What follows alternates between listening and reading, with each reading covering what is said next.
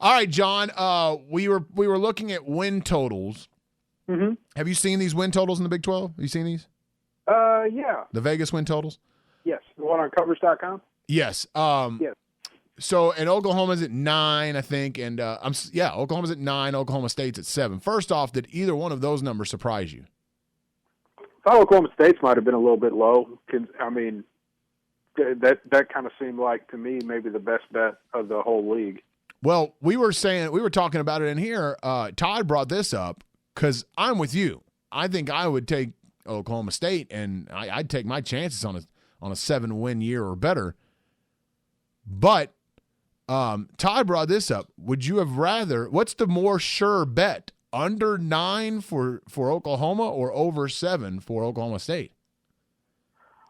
I would think, and this is why I say it's Oklahoma State. You got 3 cupcake non-conference games this year. So all you're asking them to do is win. You're asking them to win 5 conference games, and you win that. So I would think Oklahoma State's the safest bet. In OU's case, honestly, if they can get by Tennessee, they're gonna hit November probably undefeated. Then if they can just play 500 ball in November, you're gonna cover that bet probably. But I still think Oklahoma State at 8 probably looks like, to me, the best bet in the league.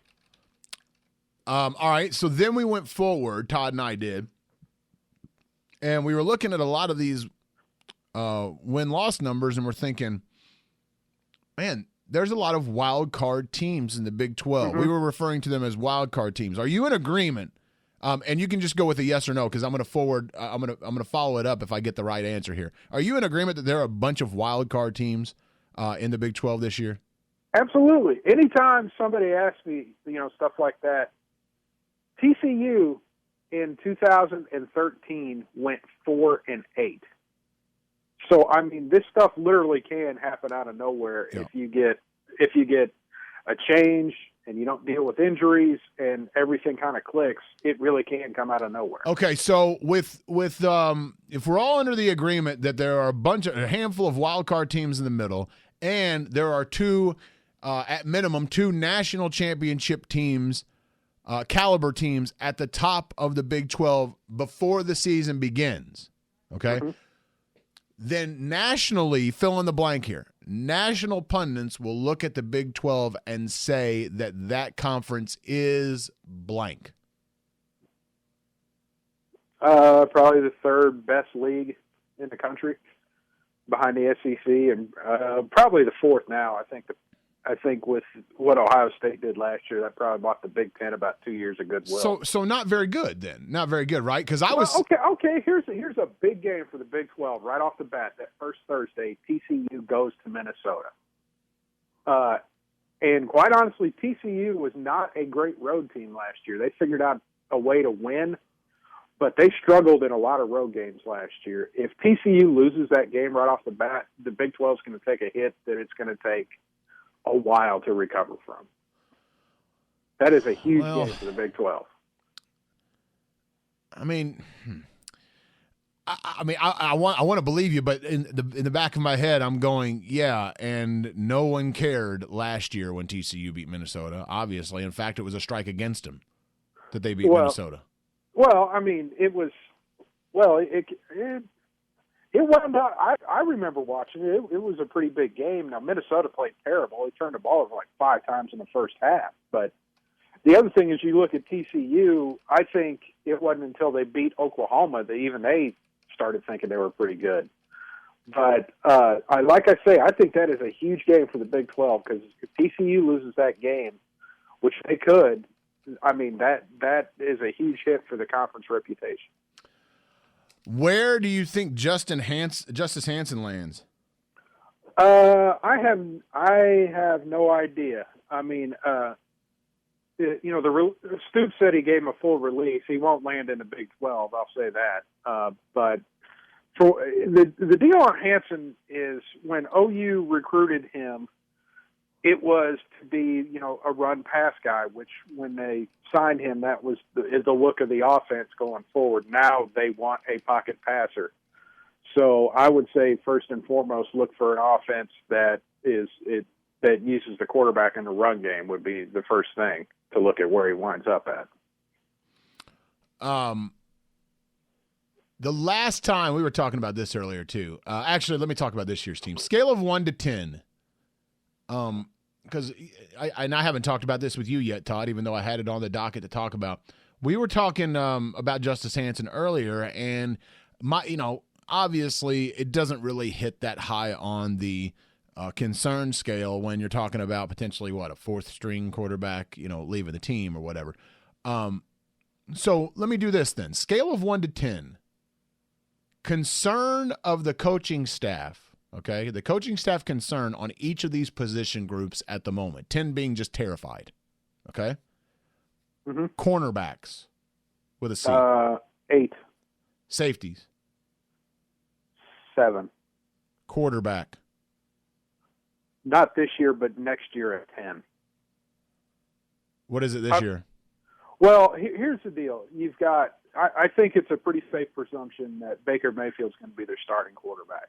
But Trevor Knight will likely graduate this year. Cody Thomas could graduate this year. Oh. And then all of a sudden your second-string quarterback is the kid that you're going to sign in February who clearly won't be ready to play in 2016. Interesting. I wasn't really. I guess I wasn't thinking clearly on Cody Thomas's graduation point. Then why would Hansen leave then? Well, that was the surprising one. I would have thought one of the other two would leave. Like I say, in Hansen's deal, I think he's looking for an offense that better fits him. Like I say, he was recruited to play in a different style of offense that, quite honestly, never really materialized at OU. So this was a Lincoln Riley-based departure. I believe so. Yes. Wide receiver? Wide receiver. 6. Oh, that's lower than I thought. Offensive line. 5. Okay, so I think what I am trying to do there is we have been putting a lot of emphasis on the Lincoln Riley offense being – the linchpin and a brand new quarterback, frankly, being the linchpin of how successful this season may not be, or may not be, while at the same time, we're probably bearing the lead, right? That the most concerning position units are on the defensive side. Defensive back, I think. Right. That'll be the difference. They're going to have to get some stops in order to have a good season. I mean, you can't just rely on trying to outscore everybody you play. Yeah, we're kind of bearing the lead there. That's what I think we're getting at there. John Shinn with us. Last one I got on football. I don't know if Todd's got anything, but last one I got on football. We looked up this was on Bleacher Report, and sometimes they do lists like this, and you can either agree with them or disagree with them as the list, but. Samaje Perine hit a list, top 10 players not eligible for this year's NFL draft. Top 10 players in all of college football. And I think a lot of people would agree, if they saw the list, would agree that Samaje Perine probably falls in that list. And my question to Todd, and I'll ask you now because your all's catalogs on OU football is far more extensive than mine. Last time an OU player would have hit that list before Perine would be when? Honestly, Landry Jones in about 2010. He was that well thought of. We didn't think of Landry Jones. Yeah. In 2000, the problem with Landry Jones was 2011 and 2012 Landry Jones was the exact same as 2010.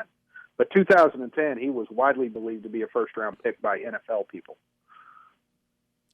Yeah, Todd. So Bradford wasn't the last one. We were thinking it would be Bradford. You would have had.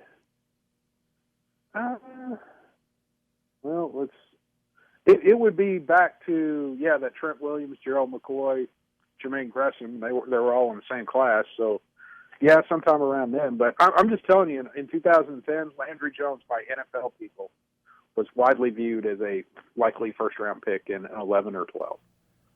John, since today is the Scripps National Spelling Bee, can you spell Oppidan? No, I cannot. I don't. Yeah, can you use it in a sentence? Your word to spell is Oppidan. That's the sentence. That's pretty good. You got to give him like origin and stuff. Like, well, I don't have the. Well, don't do it half-assed then. Yeah. You can't spell Oppidan? Come on. Now all of a sudden, this has turned into like the county Of fair or spelling relating bee. to a town or to town as opposed to country. Oppidan. It's Latin. Can you use it in a sentence? Oppidan. I got it. Can I try? You can try it, Zach. OPP. You know me. EIDON. OPPIDAN. Oh, okay. Last chance for you guys. Mediobrome. Mediabrome? Mediobrome. Mediobrome. All right, now go ahead and give us the use it in a sentence. Yes.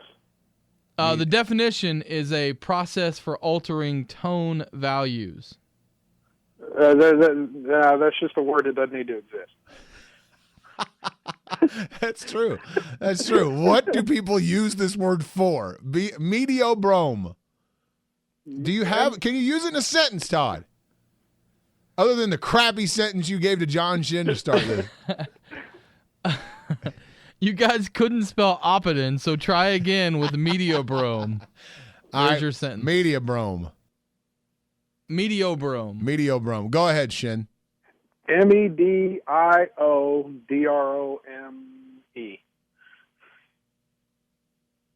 Todd, repeat it. Mediobrome. Oh, okay. There's a B in there because when the guy does it in the spelling bee, he actually tries to enunciate it correctly. Yeah. Why don't you?